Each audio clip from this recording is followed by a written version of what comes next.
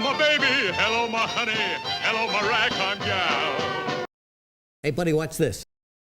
That's right. Let's talk about some custom Murloc Hero Cards like this one, Mrgrglrlgrlr from Catherine, a 5-mana Warlock Hero card.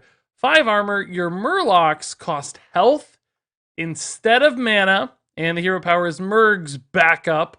For 2 mana, add 3 random Murlocs to your hand. So some pretty crazy stuff happening here. I love this idea of like Warlocks, you know, sacrificing life to gain advantage. And in this case, you can gain a lot of tempo, but at very high risk to your health total. So if you have, say, you know, 4 or 5 Murlocs in hand, you hit turn 5, you slam Mrgrglrlgrlr, you can play 4 or 5 Murlocs. Maybe you spend, you know, something like 8 to 10 mana on Murlocs, you take 8 to 10 damage, but you've got yourself a nice mid-game board, and then every turn, you can add 3 more Murlocs to your hand to that hero power, dump those, and sacrifice, you know, somewhere from probably like 4 to 6 health on average, maybe even more in a given turn, but you just keep reloading with these really high-pressure boards.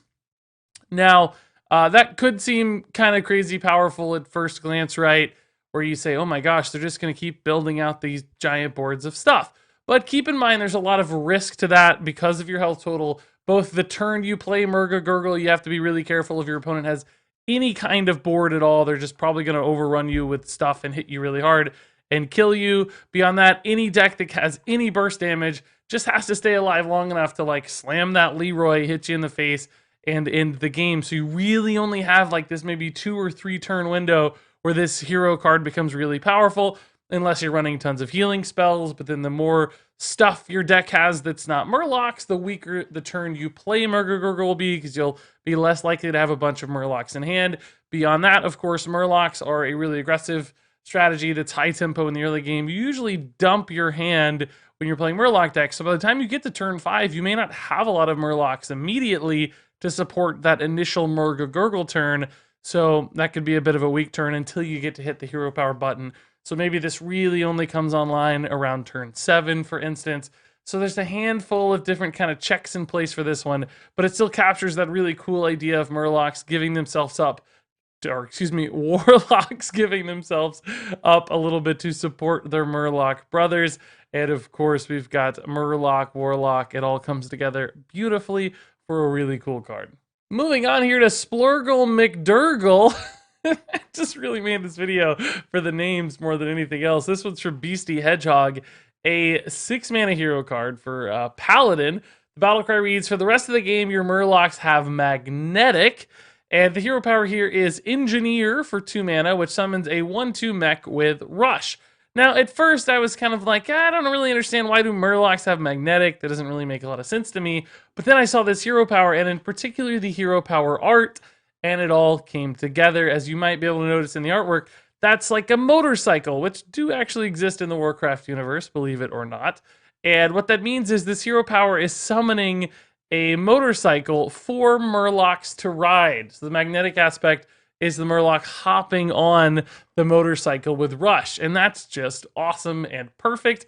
And of course, it fuses these two kind of disparate worlds for Paladin. They have a little bit of Murloc stuff going on, a little bit of mech stuff going on.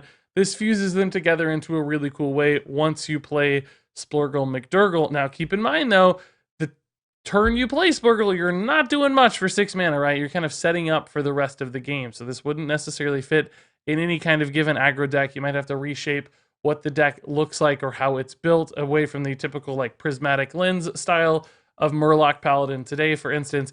But nonetheless, the naming here, the artwork, the fit for its class is all really, really cool for this card, and that's why I had to pick it here. Moving on here to Mrgrglrlgrlr the Unwanted from Polska Panda. This guy has a penchant for long names. This one's a 9-mana hero card for Shaman with the battle cry. All Murlocs that didn't start in your deck have +2/+2 this game. And the hero power's Orb of Oblivion for 2 mana. Transform a friendly minion into a random Murloc. So what that means is, with this hero power, that Murloc did not start in your game, and since this is a this game passive aura style effect, anything you transform into will instantly gain that +2/+2 buff. So even if you might be sad normally getting, maybe a 1/1 Murloc, suddenly your Murloc is going to get buffed into something substantially bigger.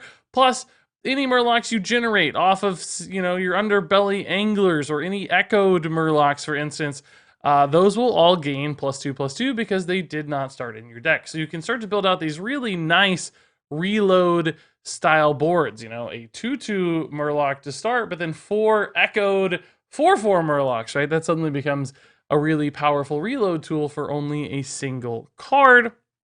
Plus your hero power can just start to amp that up even further and high roll for things like Merlok Warrior, etc., etc. So again, here we have a Murloc Hero card that's very late game oriented, right, at 9 mana. And again, you're kind of taking a pass turn when you do this, which is not traditionally what you'd like to see in Murloc decks. Normally you want to create a ton of pressure.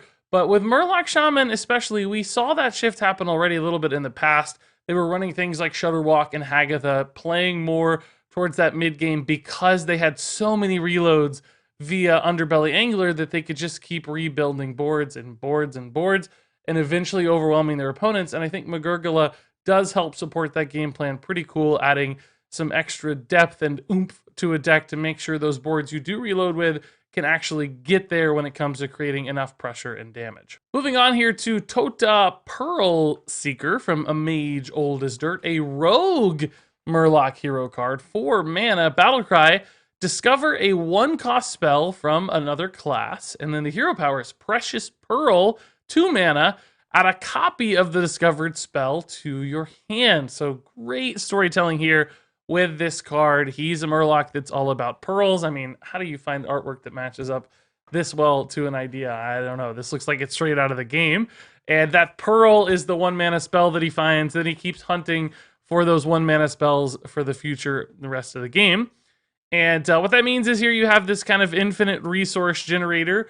Now, on average, of course, you're going to end up spending 3 mana to play a 1 mana spell. I understand that that's a little bit weak from a tempo and efficiency standpoint, but nonetheless, I think Rogue as a class can utilize cheap spells so well, and sometimes shenanigans can occur, right? You can get like 1 mana damage spells like Arcane Missiles, and then just like stuff your hand full of Arcane Missiles and just like blow up your opponent's board at some point. As long as you have 2 spare mana to keep adding that thing to your hand, the sky is the limit for what it can scale into. So each individual turn may not look that exciting, but as you start to stack it up, maybe you toss in a Gadget's and Auctioneer, and you can go absolutely crazy with this card. So do I think this one's particularly powerful? No, I think, it's got some checks and balances in place that keep it from being really strong.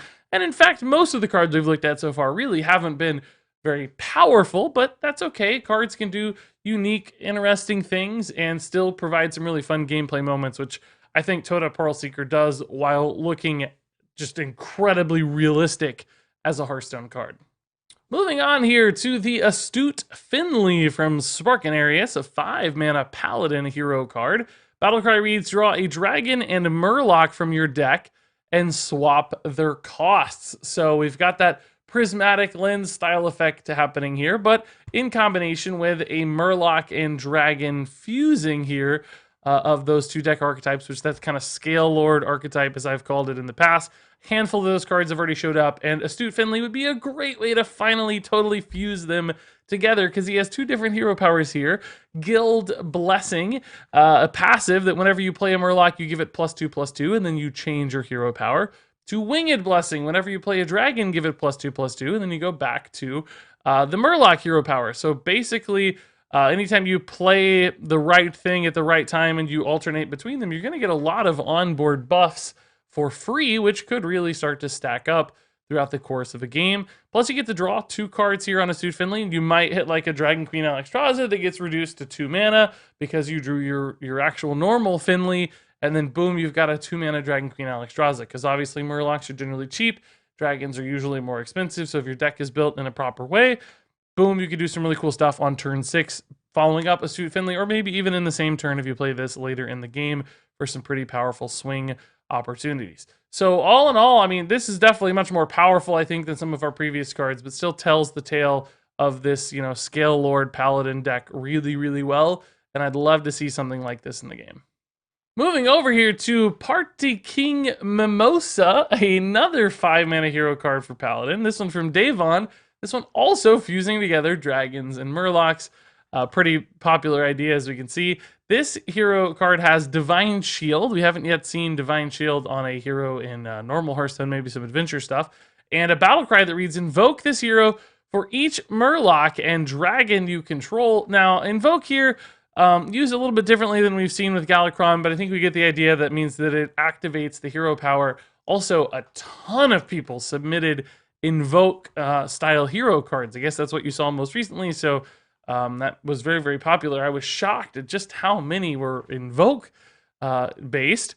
But in this case, the invoke is for Cocktail, a 2-mana hero power.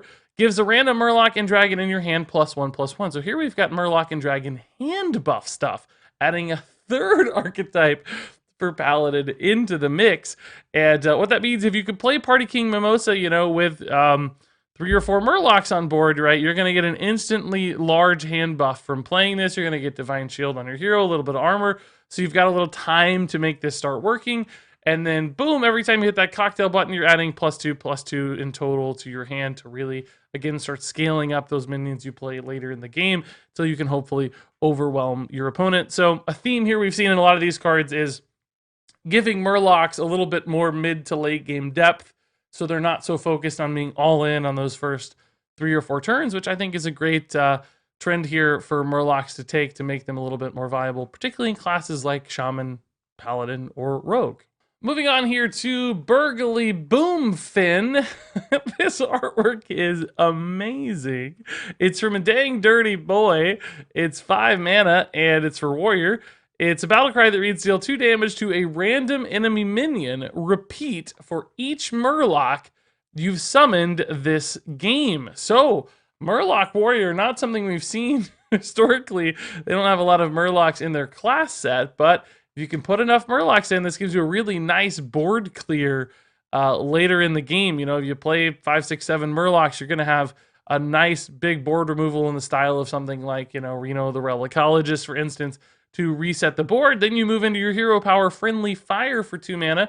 It deals 2 damage to an enemy minion. If that minion dies, it will summon a random Murloc. So you've got here a nice little swing potential style card as well. You're firing a Murloc out of a cannon. Apparently, if the Murloc wins that battle when it's been fired into an opponent, it survives and summons itself on your side of the board. So fantastic storytelling there in that case, along with the battle cry as well. This one just does so many cool, fun things. It again feels very true to Hearthstone. It fits what Warrior's all about as well. So I absolutely love this card. Moving on here to Darksting the Murloc. I'm waiting for that one. This one's from the Mattress Man. It uses artwork we've already seen in this video once before. Apparently this is definitely the evil warlock looking Murloc. It's 8 mana, and the battle card reads, summon all friendly Murlocs that died this game. And then the hero power is, whenever a friendly Murloc dies, add a random Murloc to your hand.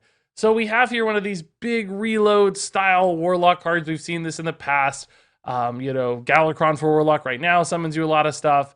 Blood Reaver Gul'dan used to summon you a giant full board of demons. In this case, you're getting a full board of Murlocs, which is arguably going to be weaker and could be consistent in a way because you're choosing which Murlocs to put in your deck, but often you're going to summon more than 7 throughout the course of the game, and only 7 will be able to be summoned, so you might get some weak ones mixed in with some good ones. So probably a middlingly okay board, but nothing crazy oppressive. Not all that much better than like a Forest Aid, for instance. Certainly some internal consistencies. One War Leader here or there makes it better, but still something that your opponent will probably reasonably be able to deal with. That said, if they can't, you know, you got yourself a nice little push. Plus, your hero power here is going to instantly feed into your battle cry, or I guess vice versa, because now that you have this hero power, if your opponent does clear that board of Murlocs, you're going to be adding 7 Murlocs to your hand based on this hero power, and you kind of have this infinite chain of resources starting here with Darksting the Murloc. So the question is, how far can these Murlocs go? Can you build enough counter tempo to overwhelm your opponent, or will you kind of reduce the quality of your plays so much that your opponent's naturally better cards just eventually overwhelm your resources because your hands are constantly full of Murlocs, and in particular any sort of like token Murloc generators. You might actually get up to 10 cards of Murlocs pretty easily and kind of be locked into only playing Murlocs for the rest of the game. So there is some risks and downsides there. So I do have some concerns about the power level of this card from both, you know, a reload and resource generating standpoint. But nonetheless, I think it's a really cool idea of just having this endless swarm of Murlocs that feels very appropriate to their story and their style. So Dark Sting here does some pretty cool stuff. And then finally here, we've got Apprentice Gilson, a 3-mana hero card. Really good artwork for a mage Murloc. Some people absolutely killed it here from flavor standpoints. This one has a battle cry that invokes this hero 3 times, and in this case, the targets will be chosen randomly, because as you'll see, this hero power here is normally a targeted one, which will destroy a friendly Murloc and summon 2 Murlocs of the same cost to replace it. So this is basically Conjurer's Calling, but specific to friendly Murlocs. So you can take one small Murloc board or just one Murloc and start to make it wider and wider, which of course is something that Murlocs love to do. And in the case of playing Apprentice Gilson early in the game, if you have one Murloc on board when you play this, remember it's going to invoke it 3 times. So essentially 1 Murloc will turn into 2, 2 will turn into 3, and then 3 will turn into 4. So this can be a really nice early game swing turn. Maybe a little too strong, arguably, I think, because, you know, 4 Murlocs on turn 3 can be pretty oppressive, but if you don't have any Murlocs, if your opponent's able to manage that early board, this guy is kind of stranded until maybe turn 4, turn 5, in which case you're still going to get that reload eventually, but it's still just Murlocs, and I think arguably your hero power becomes kind of weak in the mid to late game, because if you run out of Murlocs, you're just completely stranded, and random Murlocs on average, you know, just aren't good minions. So even doubling them, they're still just not good minions and don't trade particularly well into all the crazy other things that are happening in Hearthstone. So a little bit scary, but I think still within reason and manageable, and a super fun way to take Murlocs and make them fit into Mage. All right, folks, that wraps it up for this custom card video. If you'd like to submit your card for consideration next time around, there will be a link in the description below, and I want you to make me an elemental minion. Something that synergizes with elementals, some kind of cool elemental from World of Warcraft, whatever you want, just make it an elemental, and you'll find more details in the description down there below. That said, share your thoughts on these cards in the meantime. But until then, thanks much for watching, and until next time, game on.